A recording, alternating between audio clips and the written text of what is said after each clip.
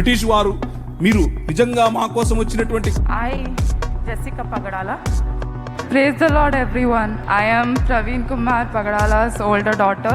പുതിയൊരു വീഡിയോയിലേക്ക് എല്ലാവർക്കും സ്വാഗതം. പ്രവീൺ പഗഡാല ആന്ധ്രയിലെ അറിയപ്പെടുന്ന ഒരു യുവ സുവിശേഷകനാണ്. 44 വയസ്സ് മാത്രമേ പ്രായമുള്ളൂ. ഇദ്ദേഹത്തെ കഴിഞ്ഞ മാസം തെലങ്കാനയിലെ ഒരു ഹൈവേയുടെ സൈഡില് മരിച്ച നിലയിൽ കണ്ടെത്തി. ആന്ധ്രയിലുള്ള മൊത്തം സുവിശേഷകന്മാരെ എടുക്കുന്ന സമയത്ത് ഏറ്റവും കൂടുതൽ ജനപ്രീതിയുള്ള ഒരു സുവിശേഷകനാണ് ഈ പ്രവീൺ പഗഡാല എന്ന് പറയുന്ന ഈ സുവിശേഷകൻ. ഇദ്ദേഹത്തിന്റെ മരണം വലിയ വിവാദങ്ങളാണ് ആന്ധ്രയിൽ ഉണ്ടാക്കിയത്. അതായത് അവിടുത്തെ ക്രിസ്ത്യാനികൾ ഒന്നടങ്കം വിശ്വസിച്ചത് ഇദ്ദേഹത്തെ സുവിശേഷ വിരോധികൾ ആരോ അപായപ്പെടുത്തിയതാണ് എന്നുള്ളതാണ്. പിന്നീട് ഈ ഒരു വിവാദം ഉണ്ടാകുകയും പിന്നീട് ആന്ധ്ര പോലീസ് വിശദമായിട്ട് അന്വേഷണം നടത്തുകയും യഥാർത്ഥത്തിൽ ഇദ്ദേഹത്തിന്റെ മരണകാരണം എന്താണെന്ന് കണ്ടെത്തുകയും ചെയ്തു. അപ്പോൾ ആ ഒരു കാരണം ആര് കേട്ടാലും ഞെട്ടിപ്പോകും. അതായത് പ്രത്യേകിച്ച് വിശ്വാസികൾ കേട്ട് കഴിഞ്ഞാൽ ഞെട്ടും എന്നുള്ള കാര്യത്തിൽ യാതൊരു വിധമായിട്ടുള്ള തർക്കവുമില്ല. ഞാൻ ഈ ഒരു മരണം ആദ്യം കേട്ട സമയത്ത്, വിവാദങ്ങൾ ഉണ്ടായ സമയത്തൊക്കെ ഞാൻ വിശ്വസിച്ചത് ഏതോ സുവിശേഷ വിരോധികൾ ഇദ്ദേഹത്തെ അപായപ്പെടുത്തി കൊന്നു എന്നുള്ളതാണ്. പിന്നീടാണ് ഇദ്ദേഹത്തിന്റെ യഥാർത്ഥ മരണകാരണം ആന്ധ്ര പോലീസ് വെളിയിൽ വിടുകയും അത് ഏതൊരു വിശ്വാസിയെ സംബന്ധിച്ചും ഞെട്ടിക്കുന്നതായി തീരുകയും ചെയ്തത്. പ്രവീൺ പഗഡാല എന്ന ആന്ധ്രയിലെ സുവിശേഷനെ അറിയാത്ത മലയാളികൾക്ക് ഞാൻ അദ്ദേഹത്തെ ഒന്ന് പരിചയപ്പെടുത്താം. ഇതാണ് ప్రవీణ్ పగడాల ఎన్న ఆంధ్రలో അറിയപ്പെടുന്ന సువిశేషകൻ.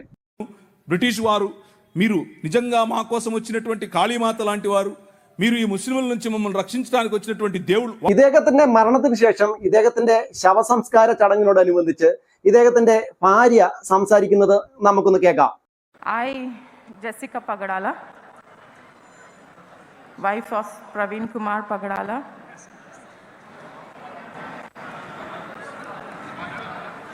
Thank you.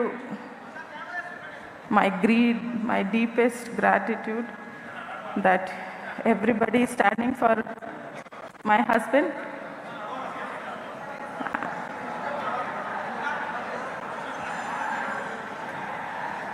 I praise God for making him what he is or was. I am very proud of the ministry he did. ഇദ്ദേഹത്തിന്റെ ശവസംസ്കാര ചടങ്ങിൽ ഇദ്ദേഹത്തിന്റെ മകള് സംസാരിക്കുന്നതും കൂടി നമുക്കൊന്ന് കേൾക്കാം. Praise the Lord, everyone. I am Praveen Kumar Pagadala's older daughter. I'm here to thank you all for your prayers, praying for our family. Thank you for blessing my dad.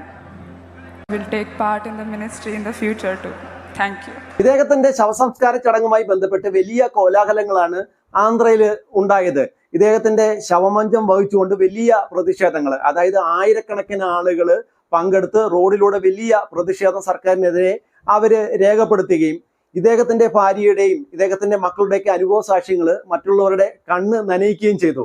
എന്നാൽ ഈ ഒരു സംഭവത്തോടനുബന്ധിച്ച് ആന്ധ്ര സർക്കാർ ഊർജ്ജസ്വലതയോടുകൂടി ഇടപെട്ടു. പ്രത്യേകിച്ച് ഇദ്ദേഹം മരിച്ചു കിടന്നത് തെലങ്കാനയിലാണ്, ഇദ്ദേഹം താമസിക്കുന്നത് ആന്ധ്രയിലാണ്. അങ്ങനെ തെലങ്കാന സർക്കാരും ആന്ധ്ര സർക്കാരും സംയുക്തമായിട്ടുള്ള അന്വേഷണം നടത്തുകയും ഇദ്ദേഹത്തിന്റെ യഥാർത്ഥ മരണകാരണം പുറത്തു കൊണ്ടുവരികയും ചെയ്തു. ഇദ്ദേഹത്തെ സുവിശേഷ വിരോധികൾ കൊന്നു എന്നുള്ളതായിരുന്നു അവിടുത്തെ ക്രിസ്ത്യൻ സംഘടനകൾ മുഴുവനും ആരോപിച്ചത്. ഇദ്ദേഹം മരിക്കുന്ന ദിവസം രാവിലെ ഭാര്യയോടും കുഞ്ഞുങ്ങളോടും താനൊരു മീറ്റിംഗിൽ പങ്കെടുക്കാൻ പോകുന്നു എന്ന് പറഞ്ഞുകൊണ്ടാണ് വീട്ടിൽ നിന്ന് തന്റെ സ്വന്തം ബുള്ളറ്റിൽ ഇറങ്ങിയത്.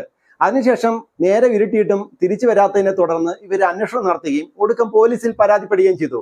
പിന്നീട് പോലീസ് ഊർജിതമായിട്ടുള്ള അന്വേഷണം നടത്തിയതിന്റെ ഭാഗമായിട്ടാണ് പിറ്റേന്ന് വൈകുന്നേരം ഇദ്ദേഹത്തെ ഈ തെലങ്കാനയിലെ ഒരു ഹൈവേയുടെ സൈഡില് ഇദ്ദേഹം ബൈക്ക് മറിഞ്ഞ് ഇങ്ങനെ മരിച്ച നിലയിൽ കണ്ടെത്തിയത്. പോലീസ് ഇത് ആദ്യം ഒരു അപകട മരണമാണ് എന്നാണ് പറഞ്ഞത്. എന്നാൽ അവിടുത്തെ വിശ്വാസികൾ അടങ്ങിയിട്ടുള്ള സംഘടനകളും വിശ്വസിച്ചില്ല. വലിയ രീതിയിലുള്ള ആരോപണമുണ്ടായി. സുവിശേഷ വിരോധികൾ ആരോ ഇദ്ദേഹത്തെ കൊന്നതാണ് എന്നുള്ള ആരോപണം ഉണ്ടായി. സർക്കാരിൽ വലിയ സമ്മർദ്ദം ചെലുത്തി. അതിനെ തുടർന്ന് പോലീസ് ഊർജിതമായിട്ടുള്ള അന്വേഷണം നടത്തുകയും അവസാനം ഇദ്ദേഹത്തിന്റെ പോസ്റ്റ്മോർട്ടം റിപ്പോർട്ട് പുറത്തു വരികയും ചെയ്തു. പോസ്റ്റ്മോർട്ടം റിപ്പോർട്ട് പുറത്തുവിട്ട ആന്ധ്ര പോലീസ് പഴയ നിലപാട് തന്നെയാണ് സ്വീകരിച്ചത്. ഇതൊരു അപകട മരണം തന്നെയാണ്. എന്നാൽ ഈ ഒരു അപകട മരണം ഉണ്ടായത് എങ്ങനെയാണ് എന്ന് ചോദിച്ചു കഴിഞ്ഞാൽ ഇദ്ദേഹം, അതായത് പ്രവീൺ പഗഡാല എന്ന ഈ സുവിശേഷകൻ മദ്യപിച്ച് വാഹനം ഓടിച്ച് അങ്ങനെ അപകടത്തിൽപ്പെട്ട് മരിച്ചതാണ് എന്നുള്ളതാണ് പോസ്റ്റ്മോർട്ടം റിപ്പോർട്ട് മുഖാന്തരം പോലീസ് പുറത്തുവിട്ട വിവരം എന്ന് പറയുന്നത്. പോലീസ് ഇത്തരത്തിലുള്ള ഒരു പോസ്റ്റ്മോർട്ടം റിപ്പോർട്ട് പുറത്തുവിട്ടപ്പോൾ അവിടുത്തെ വിശ്വാസികൾ ആരും തന്നെ വിശ്വസിച്ചില്ല. അതിനുള്ളൊരു കാരണം എന്താണെന്ന് ചോദിച്ചു കഴിഞ്ഞാൽ അദ്ദേഹത്തെ അങ്ങനെ മദ്യവെച്ച് ഇന്നേ വരെ ആരും തന്നെ കണ്ടിട്ടില്ല. അദ്ദേഹത്തിന്റെ കുടുംബത്തിലുള്ള ആളുകൾ പോലും കണ്ടിട്ടില്ല എന്നാണ് പറയുന്നത്. അപ്പോൾ പുതിയ ഒരു ആരോപണം മുന്നോട്ട് വന്നു. അതായത് ഇദ്ദേഹത്തെ ആരോ ബൈക്കിൽ പുറകിൽ വന്ന് വണ്ടി കൊണ്ട് ഇടിച്ച് സൈഡിൽ ഇട്ടതിന് ശേഷം ഇദ്ദേഹം അവശനായി കിടക്കുന്ന സമയത്ത് ഇദ്ദേഹത്തിന്റെ വായിലേക്ക് ആരോ മദ്യം ഒഴിച്ചു കൊടുത്തു എന്നുള്ളതാണ്. പോലീസിനെതിരെയും സർക്കാരിനെതിരെയും വിശ്വാസികൾ അത്തരം ഒരു ആരോപണമായിട്ട് മുന്നോട്ട് പോയി. ആ സമയത്താണ് ഇദ്ദേഹത്തിന്റെ ആന്തരിക അവയവങ്ങളുടെ രാസപരിശോധനാ ഫലം പുറത്തു വരുന്നത്. അതിൽ പറഞ്ഞിരിക്കുന്നത് ഈ പ്രവീൺ പഗ്ഡാലയുടെ കരൾ ഉൾപ്പെടെയുള്ള ആന്തരിക അവയവങ്ങളിൽ മദ്യത്തിന്റെ സാന്നിധ്യം കണ്ടെത്തി എന്നുള്ളതാണ്. അതുകൂടാതെ ആന്ധ്ര പോലീസ് തെലങ്കാന പോലീസുമായിട്ട് സഹകരിച്ച് ഏകദേശം 1000-നപ്പുറം CCTV ദൃശ്യങ്ങൾ പരിശോധിച്ചു. അപ്പോൾ ആ ഒരു ദൃശ്യങ്ങളിൽ ഇദ്ദേഹം 3-4 ഇടത്തു നിന്നുള്ള ബിവറേജുകളിൽ നിന്നും മദ്യം വാങ്ങുന്ന CCTV ദൃശ്യങ്ങൾ കിട്ടി. അതോടൊപ്പം തന്നെ ഇദ്ദേഹം മദ്യപിച്ച് വാഹനം ഓടിക്കുന്ന CCTV ദൃശ്യങ്ങളും കിട്ടി. അതിലൊരു ദൃശ്യം നമുക്കൊന്ന് കാണാം.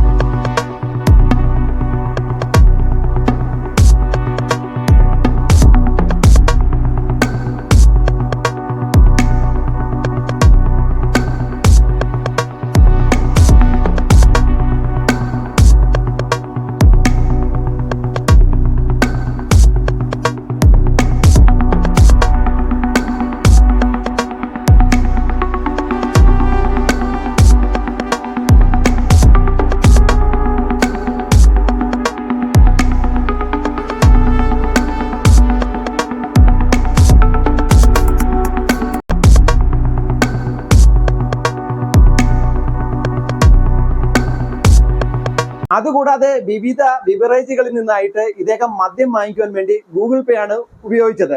അതിന്റെ ഡീറ്റെയിൽസും എടുത്തു. അതിൽ ഇദ്ദേഹം മദ്യം വാങ്ങിക്കാൻ വേണ്ടി പൈസ ഗൂഗിൾ പേ വഴി ഈ ബിവറേജിലേക്ക് കൊടുത്തതിന്റെ ഡീറ്റെയിൽസ് ഒക്കെ ഈ പോലീസ് പുറത്തുവിടുന്ന ഒരു സാഹചര്യം ഉണ്ടായി. കൂടാതെ ഇദ്ദേഹം ഇങ്ങനെ മദ്യപിച്ച് ഈ ബുള്ളറ്റുമായിട്ട് 3 സ്ഥലങ്ങളിലാണ് അപകടം ഉണ്ടാക്കിയത്. അതിനുശേഷമാണ് ഇദ്ദേഹം ഇങ്ങനെ വഴിയരികിലുള്ള ഒരു ഡിവൈഡറിൽ ഇടിച്ചിട്ടാണ് ഈ ഹൈവേയുടെ സൈഡിലേക്ക് മറിയുകയും അങ്ങനെ മരണപ്പെടുകയും ചെയ്തത്. മരിക്കുന്ന ദിവസം രാവിലെ ഭാര്യയോടും കുഞ്ഞുങ്ങളോടും പറഞ്ഞത് താനൊരു മീറ്റിംഗിൽ പങ്കെടുക്കുവാൻ പോകുന്നു എന്നാണ്. എന്നാൽ അദ്ദേഹം അവിടെ അല്ല പോയത്. ഇദ്ദേഹം തെലങ്കാനയിൽ കുറച്ച് സ്ഥലം വാങ്ങിയിട്ടിട്ടുണ്ട്. അവിടെ ഒരു ബൈബിൾ കോളേജും അനുബന്ധ പ്രവർത്തനങ്ങളും നടത്തുന്നതിന് വേണ്ടി അവിടെ കെട്ടിടപ്പണി നടക്കുന്നുണ്ട്. അവിടേക്കാണ് ഇദ്ദേഹം ചെല്ലുകയും അവിടെ ഏകദേശം വൈകുന്നേരം വരെ ഇദ്ദേഹം ചെലവഴിക്കുകയും അവിടെ ഇരുന്ന് മദ്യപിക്കുകയും ചെയ്തു. ആ ഒരു വീട് പണി നടക്കുന്ന ആ സ്ഥലത്തിനടുത്തുള്ള ഒരു മദ്യഷോപ്പിൽ നിന്നും ഇദ്ദേഹം മദ്യം വാങ്ങിയതിന്റെ രേഖകൾ പോലീസ് പുറത്തുവിട്ടിട്ടുണ്ട്. അതിനുശേഷം വരുന്ന വഴികളൊക്കെ ഇദ്ദേഹം മദ്യപിച്ചിരുന്നു. അതോടൊപ്പം തന്നെ തന്റെ കയ്യിലുള്ള മദ്യത്തിന്റെ സ്റ്റോക്ക് തീരുന്ന സമയത്ത് അദ്ദേഹം കാണുന്ന ആ ഒരു ബിവറേജിൽ കയറി ഗൂഗിൾ പേ ചെയ്ത് അവിടെ നിന്ന് മദ്യം വാങ്ങി വീണ്ടും കുടിച്ചുകൊണ്ട് തന്നെയാണ് ഇദ്ദേഹം ബൈക്ക് ഓടിച്ച് യാത്ര ചെയ്തത് എന്നുള്ള എല്ലാ രേഖകളും പോലീസ് പുറത്തുവിട്ടു. വിശ്വാസികളായ ആളുകളോട് ഒരു ചോദ്യം, അതായത് സുവിശേഷത്തിന് വേണ്ടി ജീവിതം ഒഴിഞ്ഞു വെച്ചിട്ടുള്ള ഒരുപാട് സുവിശേഷന്മാര് ഇന്ന് നമ്മുടെ ഇന്ത്യയിലുണ്ട്.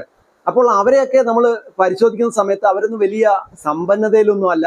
അവര് ദാരിദ്ര്യത്തിൽ തന്നെയാണ് ജീവിക്കുന്നത്. അവര് സുവിശേഷ വേല ചെയ്യുന്നുണ്ട്. എന്നാൽ സമ്പന്നരായിട്ടുള്ള ഒരുപാട് സുവിശേഷന്മാര് നമുക്ക് ചുറ്റിലും ജീവിച്ചിരിപ്പുണ്ട്. ഇവരുടെയൊക്കെ സ്വകാര്യ ജീവിതം എന്താണെന്ന് നമുക്ക് ഒരു കാരണവശാലും പിടുത്തം കിട്ടത്തില്ല.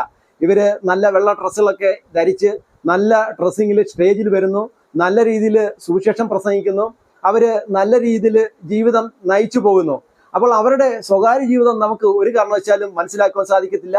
ഈ ഒരു സുവിശേഷകൻ, അതായത് ആന്ധ്രയിലെ ഏറ്റവും അറിയപ്പെടുന്ന ഈ ഒരു സുവിശേഷകന്റെ മരണകാരണം പുറത്തു വന്ന സമയത്താണ് ഇദ്ദേഹത്തിന്റെ സ്വകാര്യ ജീവിതം എങ്ങനെയായിരുന്നു എന്നുള്ള കാര്യം വെളിവായത്. എല്ലാവരും മനസ്സിലാക്കേണ്ട ഒരു കാര്യമുണ്ട്. ദൈവത്തെ മുറുകെ പിടിച്ചുകൊണ്ട് ദൈവത്തിന് വേണ്ടി വേലയെടുക്കുന്നു എന്ന് പറഞ്ഞുകൊണ്ട് ഇതുപോലെ മ്ലേച്ഛമായിട്ടുള്ള സ്വകാര്യ ജീവിതം നയിക്കുന്ന ഒട്ടനവധി ആളുകൾ നമുക്ക് ചുറ്റിലും ഉണ്ടെന്നുള്ള കാര്യം നമ്മൾ മറന്നു പോകരുത്. അവരെ കണ്ടെത്തുവാൻ നമുക്ക് കഴിയില്ല. ദൈവം അവരെ വെളിവാക്കും. അതിൽ യാതൊരു വിധമായിട്ടുള്ള തർക്കവുമില്ല. ഈ ഒരു സംഭവത്തെക്കുറിച്ച് നിങ്ങളുടെ അഭിപ്രായം എന്താണ്? നിങ്ങളുടെ അഭിപ്രായം കമന്റ് ബോക്സിൽ രേഖപ്പെടുത്തൂ.